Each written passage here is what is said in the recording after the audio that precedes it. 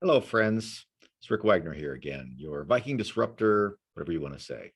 Something we've been talking about on my radio show quite a bit is how do you choose candidates? And we need to be paying a lot of attention to that because the candidates that we choose, even at the most local levels, are very important in the future. I mean, it's not just these characters that occupy this particular office here this year who have done nothing but pester us and ruin our economy and probably going to hector us about everything from guns to butter, but it's how they got here. Remember, they didn't just spring fully loaded from the head of Zeus. They started somewhere. They started in somebody's community, somebody's city council, somebody's county commissioner, somewhere like that. And if it had been stopped then, when people were paying attention, we might not have the big task of getting rid of them now. Remember, Joe Biden's first job, well, his first job of any consequence. I don't know about the lifeguarding and then, beating up Corn Pop. I'm not sure that was or threatening to beat up Corn Pop. He's probably beat up some other people, but he just threatened Corn Pop. I'm not sure those were paying jobs.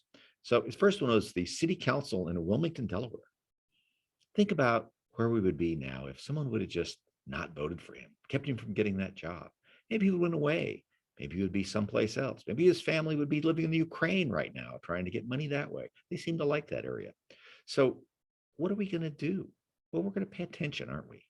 Now, where I'm at right now, I'm in Colorado, and a lot of you have had primaries in other states. And Colorado, our primary is going to come up here on June 28th.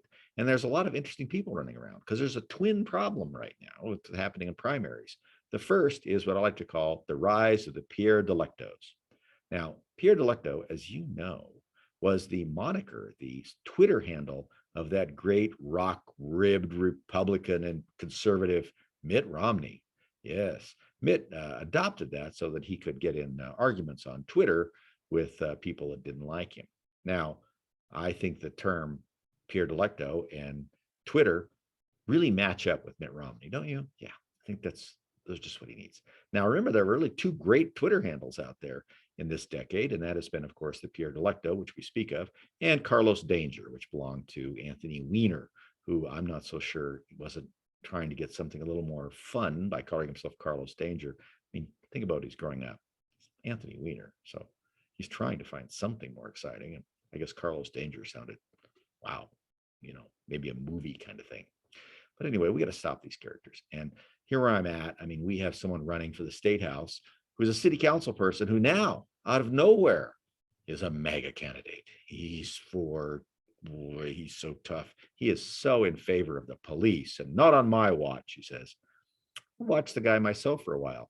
I haven't seen him do one Republican thing yet until he says he's going to now. I haven't seen him do one conservative thing yet. And yet, there he is, standing, talking about how conservative he is and how tough on crime he is in a town that, we spent a ton of money on things having to do with criminal justice, and violent crime's gone up. So he's doing a bang up job. I can hardly wait to see what he would do if he were in the legislature, but he has to be stopped. We can't let people like that go to the legislature, and we can't let them say things like that about themselves. It's so obviously transparent. Everybody wants to be a MAGA candidate now. So you really have to spend some time out there finding out what they want. And the ones that seem tough and really hard nosed about their past experience probably deserve the most amount of scrutiny. And people that have too much experience in government, kind of got to watch them anyway, especially if they're just looking for another job. You term limited in one, and all of a sudden, gee, I think that I am compelled to serve. Yes, that's it. I have a great calling for service at another job that will pay me some money and I can't be fired from. Yes. So we don't want any of those.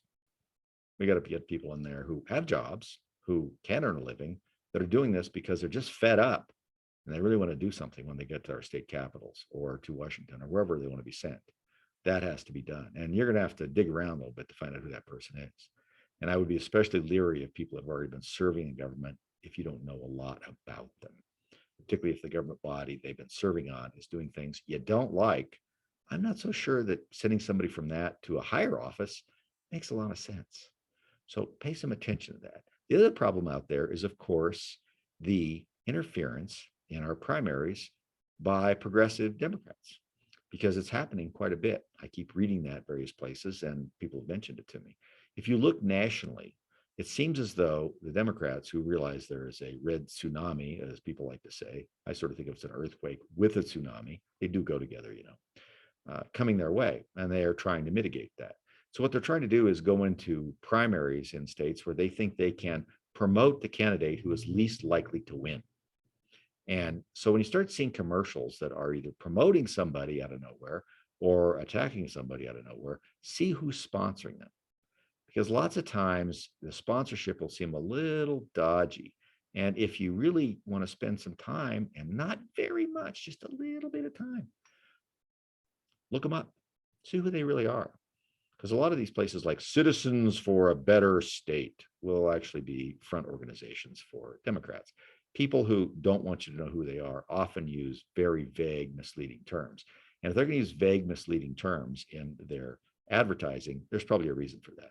So checking them out on the internet pretty quick will give you a quick answer to who it is. Because even around where I'm at now, and I know other people have mentioned this to me, they've been seeing signs for Republican candidates in people's yards that we know are Democrats, who have never had a Republican sign in their yard before. Now, all of a sudden, they have Republican candidate signs. Why is that, do you think? Well, in Colorado, we allow independents to vote in the primary of their choice. Well, in some parts of Colorado, I know it's hard to imagine if you look at who we have in our state house right now and who represents Congress, but we have a lot of pretty conservative jurisdictions.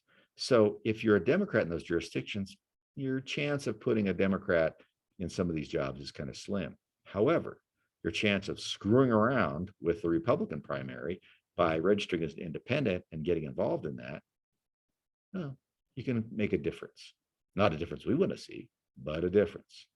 So look around a little bit at candidates, see who's supporting them, see who's got their support in the past before they became rock-ribbed conservatives, standing athwart things, saying stop and waving a flag and wrapping themselves in it afterwards.